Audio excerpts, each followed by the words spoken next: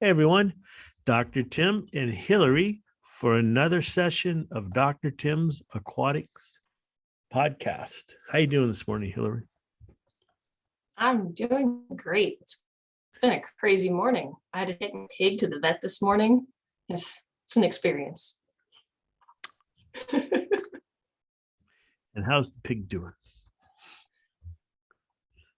He's doing good. I hope. I don't know. It's going to be like a full day procedure, so we'll pick him up at like 5 today. So pig is not going to have a good day. I'll have a quiet day. He probably won't be happy once he gets home. Just like kids, they don't want to go to it works out because I've got some. Exactly. I mean, well, I don't like going to the dentist, so I can't complain. But all right. It works out because it gives me time. I've got a water change to do on my 180, so I'll get that done today. Okay.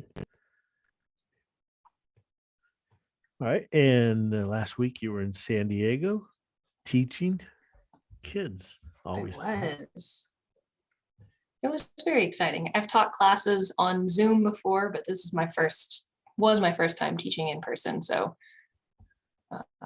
4th and 5th graders, we got to teach them about scuba diving. So it's pretty exciting. And they always have questions. Sometimes some crazy questions that you just want to start laughing about. But yes. Okay, so let's get going. On our question, it's a question and answer today, right? Yep, it is. I've got about 14 or 15 different questions for you that have come in from all the different streams from YouTube, Facebook, Instagram, and I think a couple from the info emails. So let's go ahead and get started. Yep. Okay. I followed the directions in your video about how to fishless cycle a tank exactly, but my cycle stalled with ammonia reading of 2 ppm for going on 2 weeks. This does not seem normal or right, bro. Why? So remember, the directions don't guarantee an absolute time frame because every tank is different, because water is, the water in different parts is different. What people do and set up and everything is different. If your tank is got a constant ammonia level, it's not going down, assuming you're not dosing anymore, then first thing I do is measure pH. Now, doesn't say whether it's freshwater or saltwater, Hillary? No, it didn't. Okay, I would guess it's freshwater. As we've talked about before, when you're doing a fishless cycling and adding ammonia, you're adding a fair amount of ammonia. The ammonia is converted to nitrate. During that process, hydrogen ions are produced, which causes the pH to drop. If the pH drops too low, the process basically stalls. So always look for the simplest answer first, and that would be to do a pH test. If the pH is low, and low basically anything below 7, then do a big water change, but don't change the filter material. Don't disturb the substrate because that's where the bacteria are. Just take water off the top of the water column and do a big 50% water change. And within 24 hours, you should see that pH drop, you should see the ammonia drop, and everything should get back to normal. Now, if it's a saltwater tank or your pH reading is, 7.58, the pH value is good, then the next question is, do you have a lot of organics? Because organics decay into ammonia, and so it seems like the ammonia is not going down, but what's happening is the tank is producing ammonia. And the number one ammonia producing product, I guess I would say, in newly set up tanks is live sand. A lot of live sand. It comes in with lots of organics. And if you opened it up and it smelled and you said, oh, well, what do I know? If it's maybe it's good because it stinks and you use that, that's a good indication there was lots of organic decay and that is producing ammonia. Again, a water change will help and that should stimulate the process. But those are usually the two big things, is that your pH is low and or you've got live sand that's producing organics that's actually adding ammonia to the system. Even though you're not adding ammonia drops, the system is producing ammonia on its own. All right. Okay, sounds good. Actually, that leaves me questioning. I feel like, so I'm about to do a move, a fairly decent size tanks, and the best, safest way to move everybody and to make sure that they all make it alive. So you were talking about the sand. I've been debating, like, do I want to take the sand with me or do I just want to get new sand when I get to where I'm going? It's very tricky. Well, since you are lucky enough to get an employee discount on one and only, I would say don't move the sand. Right. But actually, seriously, if you're moving, don't take tons of water. The bacteria are not in the water, so don't bother shipping a bunch of water unless your fish need age. There's certain fish that just don't do well in brand new water. But even in your case, Hillary, you've got a lot of tanks. You're not going to move 400 or 500 gallons of water, I'm assuming. But if you have if you have fine sand and you start taking it out and it's black and you can smell hydrogen sulfide, save yourself lots of grief and just throw that away, put it out in the garden, whatever, but don't take it. It's just going to cause you lots of problems once you reset up your tank. If you've got some nice coral substrate, coral rubble, crushed coral, what I would do is gently rinse that to get a lot of organics out of the system.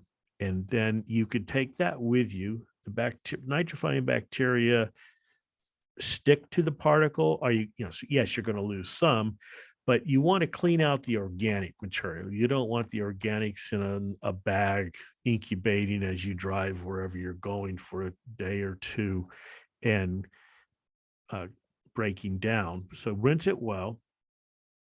And I'm not saying take a vacuum washer or hose and really spray it. Just rinse some, or all, depending on what you're going to take. Whatever you take, you should rinse, and then put that in a bucket or bag, and you can use that. I mean, just as long as it keeps damp. It does not have to be underwater. Just as long as it's damp, it'll be good. If you can, once you get to your place and you set up your tank, spread out the gravel, the substrate, the coral rubble, whatever it is, add water and get some water circulation in there. Don't be surprised if the water turns a little cloudy, because you've got that. There's always going to be organics there. That's going to cause a bacterial bloom. Add some aeration and then add one and only to take care of the ammonia that's being produced by the decaying organics. And if possible, add your fish the next day if you can keep them in some tubs or something with lots of aeration. And I should have mentioned 3 or 4 days before you leave or tear down the tank, maybe stop feeding your fish, depending on the fish. But fish can go, especially if they're big fish. They don't have to eat every day. And if you withhold food, they'll clear their guts. They'll transport a lot easier because they're not putting as much waste product in the shipping bag or buckets or whatever you're doing, and you have less stress on the fish. So don't worry about starving them unless they're super small or a really small fish that swims a lot, so they're using a lot of energy. They can go a few days without food. and then slowly increase the feeding once you get in the tank. But it's all about organic and ammonia management when you set up these new tanks. And don't forget to dechlorinate your water. Exactly. All right, that's a good point. I was talking to somebody and I was like, yeah, I don't think I'm gonna feed my fish. They're like, oh, you need to have food for the road. I'm like, no, I'm probably not gonna feed them while I'm on the road. Like, I don't need to be adding waste to the buckets that they're in and causing more issues for myself to deal with. No, that's basically killing them with kindness. I've transported fish, but it is because we got to eat, so we're on the road. Yeah, but we're not stuck in a bag or a bucket in our waste. So I've shipped fish around the world. When your fish come in from overseas, they're not being fed for a few days. So what you should do is increase the feeding to bulk up the weight of the fish, before, and then 2 or 3 days before you're going to turn or tear down the tank, stop feeding. During transportation, don't feed. The fish will be fine. Resist that, because as you just said, you're just going to put waste into the bucket or the bag or wherever, and that's just going to make things worse. Your fish will be fine. Yep, that works out. My cowfish is going to be really excited that he gets extra food. I just made a new batch of beneficial 2 days ago, so he'll be extra spoiled until we move. Yeah, cool. All right, back on track. I got us a little bit derailed on that one. Question number 3. Would you recommend leaving out all mechanical filtration while cycling with this bacteria? They don't specify which bacteria. That way, the only thing they can get stuck on is the substrate, rock, and biological filter media. Thanks. Yeah, that's a good question. I think we've seen that before. And definitely leave out the filter sock. Any fine filtration material, I would definitely leave out. And if you're using a sponge, I would leave that out. You can leave that out for a few days. That doesn't have to be the entire, cycling of 5 or 6 days, assuming you're using our bacteria, because since our bacteria are on a substrate, they're going to settle into uh, the substrate of the tank quite rapidly. So for a couple of days, that would be fine. The one thing we do get this, and I never see Hillary's questions before she gives them to me. So I don't know if this is coming on, but we get this, I've got my tank and I left off the filter and I've got nothing running. That's the wrong thing to do. You need the water circulating. You need your filter on. And then people get filter socks confused with everything else. A filter sock is the micron filter socks. We have pictures on our website, or Google it. Not all tanks. It's mostly saltwater tanks with a sump that comes with the filter sock. Everything else you can leave in there, because that's going to be substrate, and you definitely need the water circulating in your system. Yep, absolutely. Make sure you do have water movement. Okay, question number 4. I just came out of my 3-day blackout. I'm dosing waste away now. The dinos are gone for now. Hopefully it resolves, but my alkalinity is sky high. My corals are stressed because of it. I don't want to do a water change because it will spark the dinos again. What should I do here? I'm stuck between a rock and a hard place. Thanks. So my first thought is, why would a water change cause the dinos to come back? I'm not sure why that would happen. Ways to lower alkalinity. I'm assuming this tank has lots of corals. You can turn, well, if you keep the lights on a lot, though, that's gonna really spark the dinos, because they're photosynthetic. So you don't want to keep the lights on a long time. This is a tough question, because I would say do a water change. I'm trying to figure out why a water change would stimulate dinos. Now, if you're doing a water change where you're um, stirring up the substrate or somehow releasing nutrients, that might do it. But could it be possible? I don't, this is all the information I have, but could it be possible if they are making their own RO water, like their filters are bad, that's causing issues?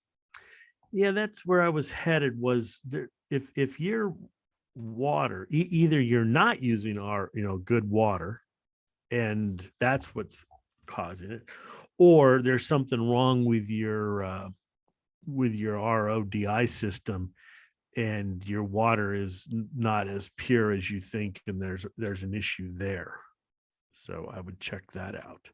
But really, the easiest thing to do is to do a water change to reduce the alkalinity, because chemically reducing the alkalinity in a marine tank is going to be hard, because you have lots of calcium and magnesium in there. I mean, there are chemical and resins that can do it, but it would cost so much, and you'd have to use so much, that a water change is the way to go. So I would say get better water to do your water change, or test your water coming out of your RO unit. Is it zero? Does it have nitrates, phosphates in it? Or even chlorine, because a lot of people don't understand that before, if you're using city water, you need to have a activated carbon in front of your RO unit, because chlorine will destroy the RO unit's membrane. So if your system is old and you haven't changed the activated carbon, I mean, it lasts a long time to remove chlorines or chloramines.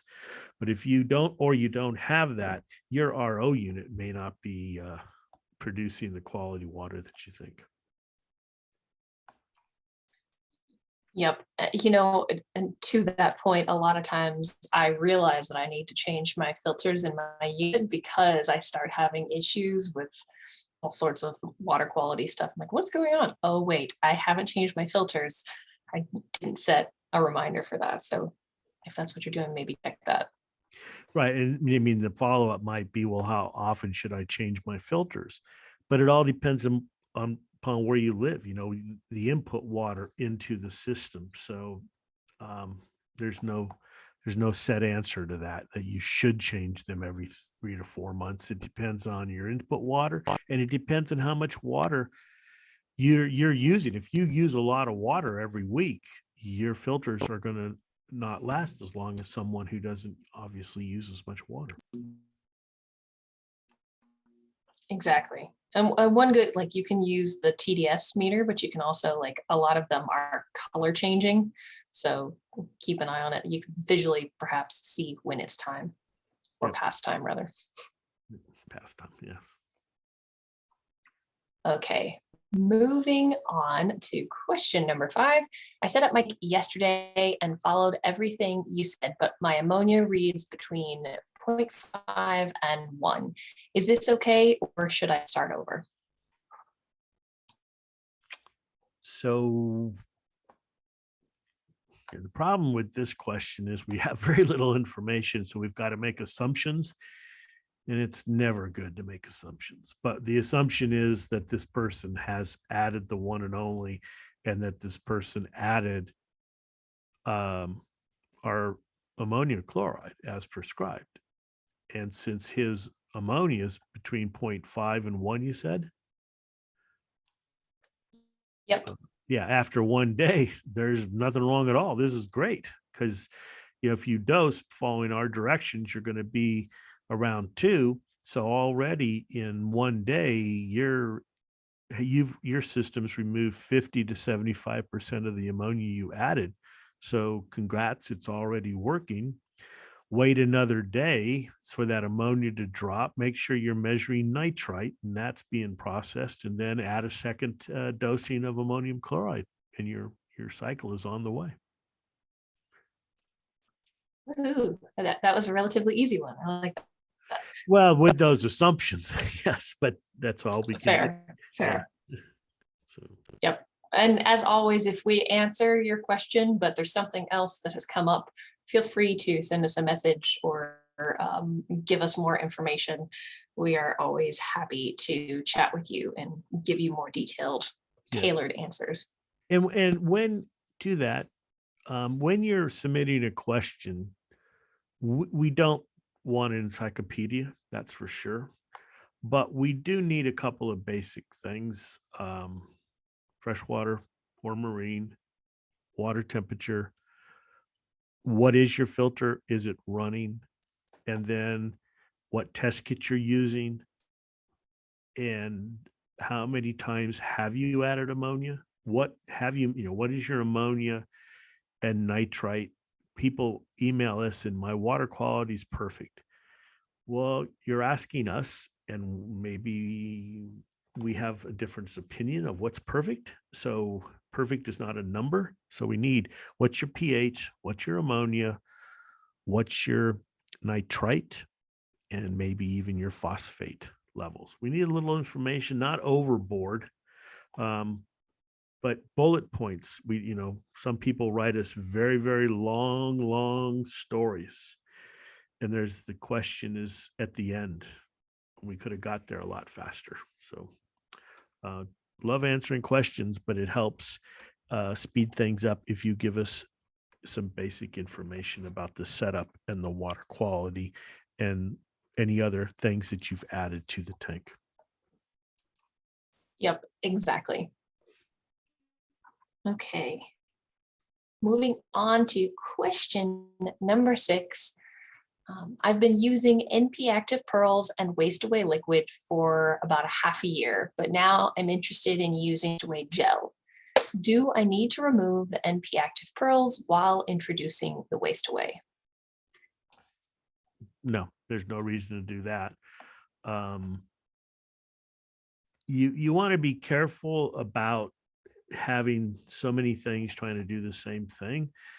The why do we offer all these different ways? We have liquid waste away, we have the pearls, which are bio pellets, we have the gels, and it's a combination of what's the volume. If you have a really big tank with lots of fish, it's going to be more economical to use the NP active pearls, because all these things are tools to control nitrates and phosphates, nutrients.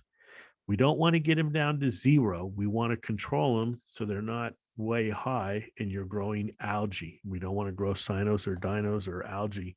So it's nutrient control.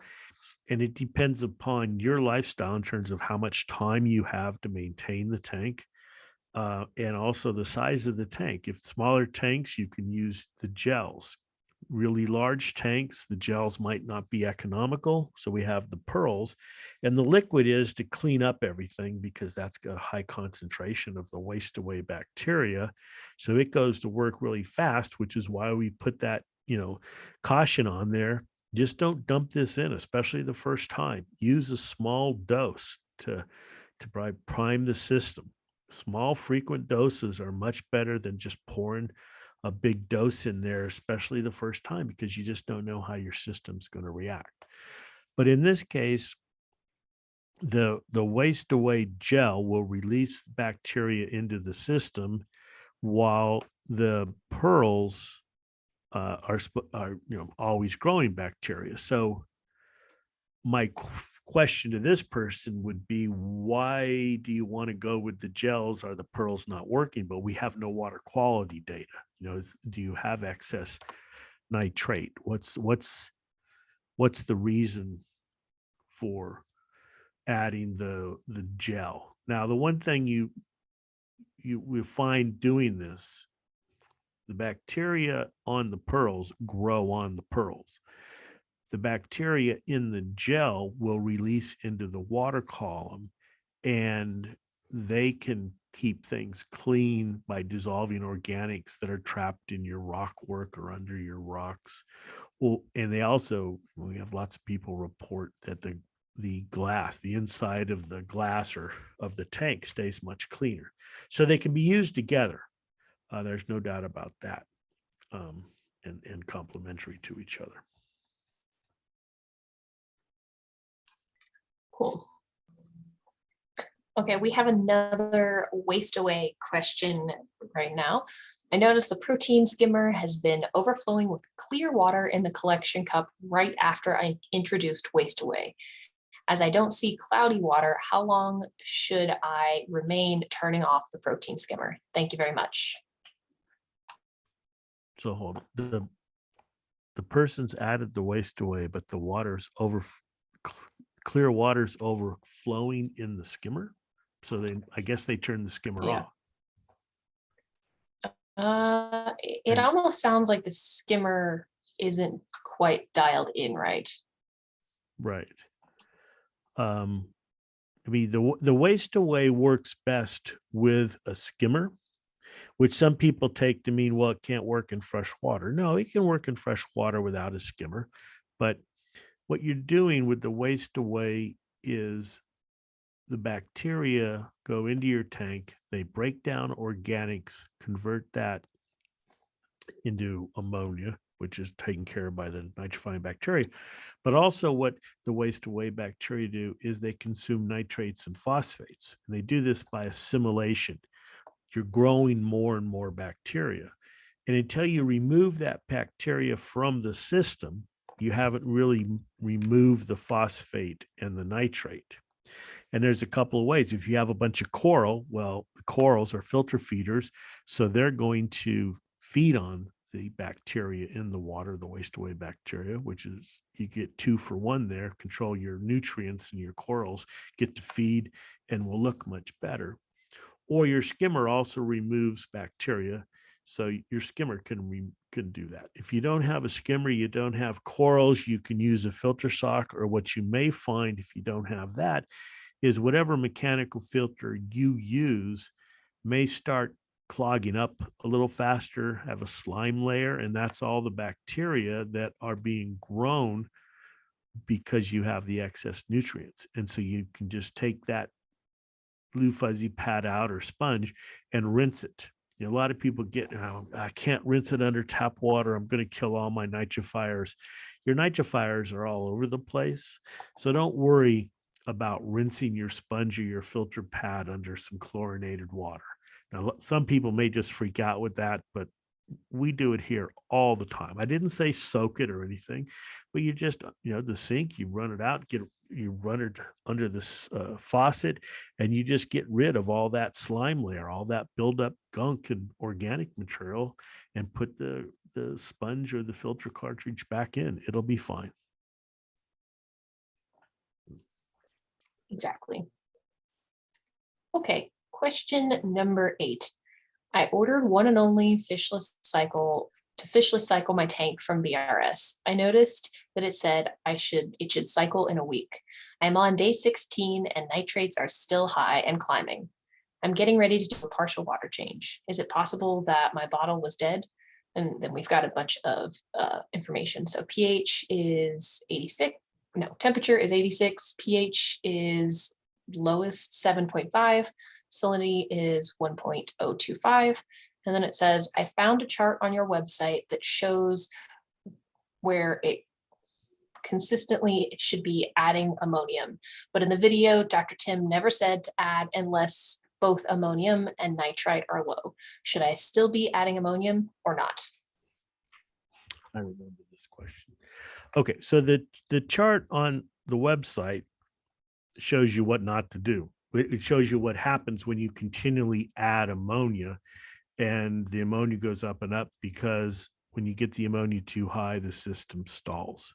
So we repeatedly stress this. Just do not continually add ammonia blindly. If your ammonia is above 2, stop adding ammonia. Let the bacteria get to work. We had a question yesterday, and I don't know if this one in there, but the person wanted to dose 4. How much ammonia do I have to dose to get it up to 4 parts per million because we recommend 2. And I said, why do you want to do that? And they're keeping the axinoles. I didn't pronounce that right. How do you pronounce those, Hillary? Oh, the axolotls. Axolotl, that's it. Yeah. And I said, fine, because they put out more waste than fish. But first, get the system processing too. Give the bacteria a chance to grow. And if you need to have the biofilter processing higher and higher amounts of ammonia, do it in a stepwise fashion. Get it to process 2 in 24 hours, then get it to process 3 and 4. But realize, as we talked about in the very first question, especially because this is going to be a freshwater tank, you're going to have to look at your alkalinity and your pH, because once you start adding enough ammonia where you're processing 3, 4, 5 parts per million a day, that's a fair amount of ammonia, which is going to produce a fair amount of the hydrogen ions, which is going to drop your pH. And once the pH drops, the system stalls. Don't freak. The bacteria are not dead, but they're just not converting the ammonia so fast because of the low pH. So just do a big water change and get that alkalinity back up, get the pH back up, and the bacteria will work much, much faster. But for this question, the person, unfortunately, the chart is about people, this person or this facility adding ammonia like every other day. And that's not what you want to do. And that's why it shows the system stalling. And especially in a freshwater system, what can happen is the ammonia bacteria grow much faster than the nitrite oxidizing bacteria. So you're adding lots of ammonia. It gets a little high, but eventually starts processing. But now you're going to have sky high, just super sky high nitrite. And that's toxic in a freshwater system. So you're going to have lots of problems. Now, this first part of this question, the person said nitrate. And it's a 50-50 here, because usually, half the time when people say my nitrate is high, they mean their nitrite. And that's what I just talked about. You're adding all this ammonia, the system is processing a fair amount, but your nitrite gets super high. And this is where the system stalls, because nitrite is toxic to both the ammonia and the nitrite oxidizing organisms that we want to grow in the aquarium environment. So the only thing to do then, because you've stalled the system again, is a water change.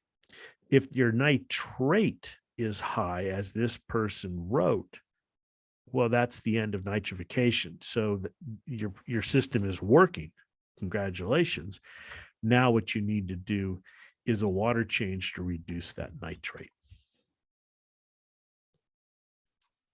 So much can be fixed with a water change. Yeah, pretty much everything. Okay. Number 9, I have recently purchased a new 30-liter freshwater tank that uses ceramic media and a center air tube to cycle water through the system. Under the air tube is a filter cartridge that contains a sponge and activated carbon. The company who makes the tank recommends replacing this every month or 2 months, depending on the population in the tank. When using one and only, should I remove or turn off this air pump or remove the sponge? I just don't want all of the helpful bacteria to end up in the cartridge that's going to be replaced at some point. I think the person making this too complicated. The bacteria are going to grow all over the place. So I would not, well, if you keep the airlift off, I think that's what they're asking. Should they keep the airlift off? Then you're not going to get anything going. As I said earlier, you've got to have the water recirculating to get the system going.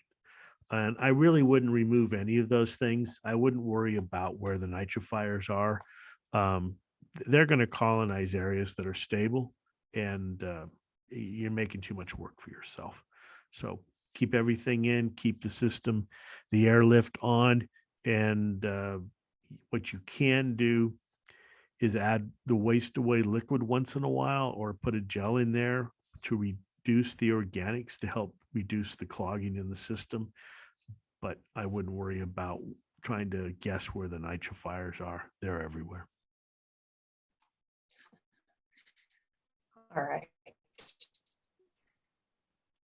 Number 10, I'm wanting to use First Defense, EcoBalance, and Waste Away gel pods. Can these products be used in the same tank? Once my aquarium is established, it seems the process should be water change using AquaCleanse, then add First Defense, wait 7 days, and add EcoBalance, and just replace the gels when needed. Is this correct? Thank you so much for taking the time. I really appreciate it. So they can be used in the same tank. You just don't want to add the EcoBalance and the First Defense together on the first day, on the same day. Sorry about that. So when you're doing a partial water change, we recommend you just use First Defense. AquaCleanse is when you're doing a big giant water change or you've got a lot of ammonia to take care of, because that does remove ammonia. First Defense does not get rid of ammonia. It gets rid of chlorine and chloramines. But when you're doing a partial water change, you don't have to worry about any ammonia because you have nitrifying bacteria to take care of that. So I would change that and use First Defense to dechlorinate your water. It also has immunostimulant and vitamins that help your fish. Add that and then wait 2 days. You don't need to wait 7 days. Wait 48 hours and then add your EcoBalance and keep the gel in there. The gel is emitting a small amount of bacteria into the system, and you don't have to worry about what waste away or First Defense does to those bacteria. So that's not a problem. It's just the EcoBalance or waste away liquids are so much more concentrated that you do risk a bacterial bloom. If you're adding First Defense on the same day you add either one of those, because First Defense has lots of vitamins, which are organics, which are what these bacteria feed on. So adding First Defense the same day you add EcoBalance or waste away is kind of like dumping lighter fluid on a lit barbecue. Really not a good idea. No, definitely don't do that. But that was a good question. Yes, it was. Yeah. Okay. And we actually, if you go to our website, we have a blog post I wrote or something that talks about what to use with what in an order. We have a guide in there of a 30, like a 4-week cycle, 28 or 30, maybe a 5-week, 35-day cycle of what products to use. And it realized these are guidelines. They're not absolute Bible. Because again, every tank is different. You know, how often you have to do water changes. An easy way to monitor that is the pH. Why? Because the pH is going to drop. So if you really want to get into how often do I have to change water? I mean, out here in the West, we're going to start water rationing soon. Everybody, needs to chip in and conserve. Well, measure pH, measure it the same time each day and chart that. And you'll see over time, your pH is going to drop. And at some point, it'll drop a fair amount. And that's when that tells you, okay, it dropped a lot between days 15 and 16.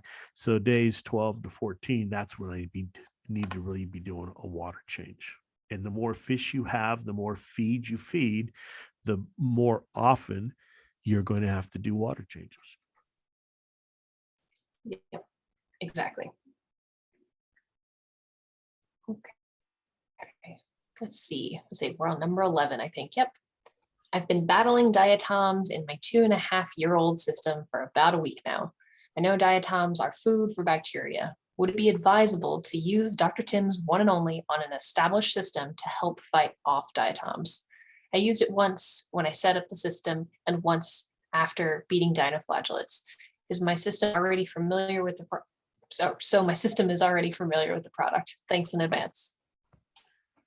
Well, one and only is really not going to help directly in this case because it's nitrifying bacteria. But what it can do, and what we do recommend, is if you've got a lot of organics or you're battling a problem and you're using our refresh and waste away, realize that you're going to produce a lot of organics. Dead cells are organics. And as the bacteria decay those organics, they're going to produce ammonia. So there's where you want, for the secondary production of ammonia, make sure you have one and only in the system. And if you're battling things, a lot of times people are cleaning the gravel, cleaning the filter. They're really trying to clean the system to get all the organics out. And the more you clean in a short period of time, the more you risk of reducing the nitrifying bacteria population. So then you'd want to add some one and only into the system. But it's easy to know if you need to add one and only if you can measure a little bit of ammonia, or especially nitrite. Nitrite oxidizing bacteria are the ones that get upset soonest. You should really never have measurable nitrite in your system. If you do, that's an indication that your system is out of balance. You don't have enough filtration. You're overfeeding. You've got too many fish in the tank. You don't have enough biofilter. Combinations of all these things. It's just, you never should be able to measure nitrite in an established system. So that just tells you got to make some changes, and maybe several changes to the system. Okay. Number 12. Ooh, this is a good one. Hello, I'm curious about which of the EcoBalance products that I should use between the freshwater and the saltwater formulas that would be best suited for a brackish system. Thanks. Well, brackish, we recommend using the saltwater.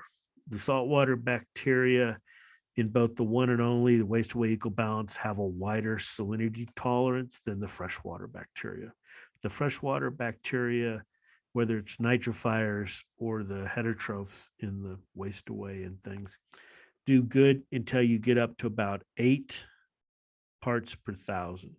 8 parts per thousand salinity. And then they don't do very well. Whereas the saltwater, the marine version, can actually go down and does fine. They can go down to 4, 6. So brackish water, use the marine version of the bacteria.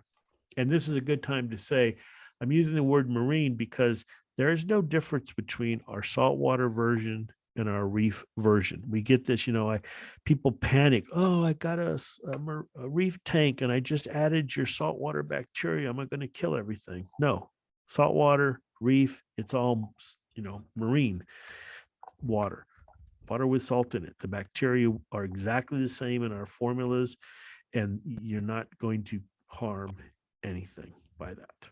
It's just some places prefer a saltwater labeled product and other places prefer a reef labeled product. Yep. And if you're listening to this, please take pictures of your tank. I always enjoy seeing brackish systems. It's not something that you see that often. So we would love pictures of your tank. Please send them on social media and tag us in your photos.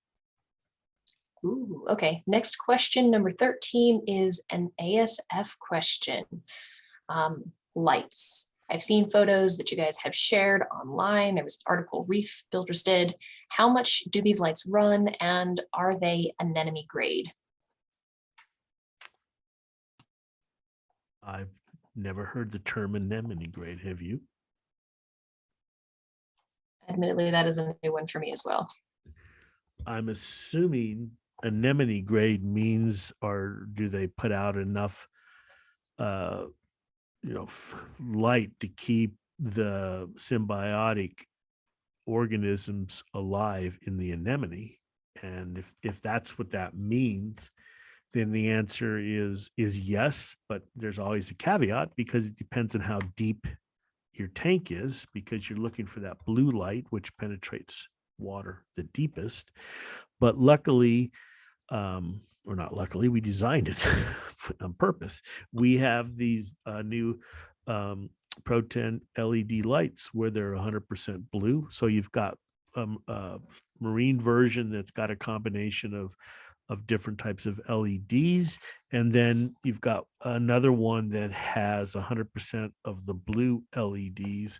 And of course, you can mix and match these depending upon your tank and the animals you're keeping and the depth of your tanks and stuff like that. So those lights are available now. Just got a new shipment in. They run, you can control them with an app that you can download. And this information is on our website or will be on our website. And what they run. Hold on a second. And while he's looking for that, if you are having trouble finding this, please send us a message on social media. We'd be happy to send you a direct link for these lights. Right. And I mean, it depends. We make, like I say, there's freshwater version, marine version, and a reef blue. The reef blue version is the almost 100% blue LEDs. And they come in lengths up to 5 feet, right? 1,500 millimeters. Yeah, about 5 feet, over 4 feet. And so they list from anywhere over just over $100 to almost $400, depending upon the type of unit and the length of the unit. Yep. I gotta say, I have them on all but one of my tanks. My reef tank is a little small, but my main tanks have these lights, and I love them. And you can do all sorts of things. You can ramp them up. You can do the lightning, with the blue lights. You can fade those out and have the moonlight and do all sorts of different effects. They're pretty cool. And they're now, this does not give anyone permission to put these lights underwater. Yes. I was hoping you were going to say this. No, you can't. Even though there's a long time picture, because they've had one of these lights at ASF under, in the water for going on 2 years. No, you can't. But the cool thing about these is, they're over water, which means at some point they're in the water, stuff happens. If you and they got a cowfish that spits water at them. Okay, that's a new one. They you don't want to say waterproof, but they can be in the water and they're not going to get ruined. Unplug them obviously before you put your hand there. Practice safety, just assume. And then dry them out, and you don't have to bury them in a bucket of rice to dry them out. They're sealed, and they're really, really nice lamps. Yep. Okay, do we have time for one last question? Sure. Bonus question. Bonus question. All right. Number 14. I've used secondhand macro rock. It's leaching out some phosphate into the water. My Hanna checker is reading 0.248 ppm. Normally, I just use PhosphateRX to knock these down to 0.03 ppm, but I don't have any filters on the system yet, and I don't know if PhosphateRX will affect the one and only. Please. You there, Hillary? Yep. Did you catch any of that? You faded out at the end because there's some interference or something. So the question is, the person's using this chemical to reduce the phosphate down to 0.03, and they're worried that that may be too low for the one and only. Didn't get the end. Yep.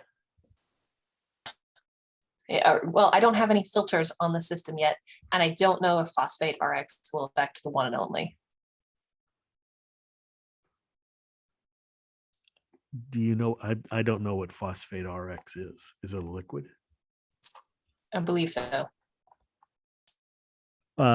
Most likely, if it's a liquid, it's probably a lanthanum or something like that, and it won't affect directly the nitrifying bacteria. But when you're cycling, I don't really like to try to control phosphate and nitrate. And our recommendation is, don't have pearls, don't be adding waste away bacteria, don't be adding chemicals trying to control the phosphate, because the nitrifying bacteria need phosphate. So what I would recommend is don't add anything to treat the aged or secondhand rock, and let the one and only get established. Have lots of water flow through the system. Once the system can handle the ammonia, then you can do a water change, and also then start adding chemicals or however you want to do to control the phosphate. But if you start adding things in the very beginning, you're going to extend your nitrifying cycle. The nitrifiers need to get established, and one thing they definitely do not like is super low phosphate levels. So I would not use anything in the very beginning. All right, excellent advice as always. Well, that wraps up all the questions that I've got for us for today. But if you have a burning question that you would like to have answered, please send us a message. You can reach out on Facebook, Instagram, leave it in one of the YouTube comments, or you can send us an email. And we'd be happy to get your questions answered. Okay. Well, thanks everyone. This has been a nice session, Hilary. Lots of varied questions about all sorts of things. So we appreciate it. And until next time, this is Dr. Tim and Hilary, and this has been the Dr. Tim's Aquatics podcast. Thanks, everyone. Like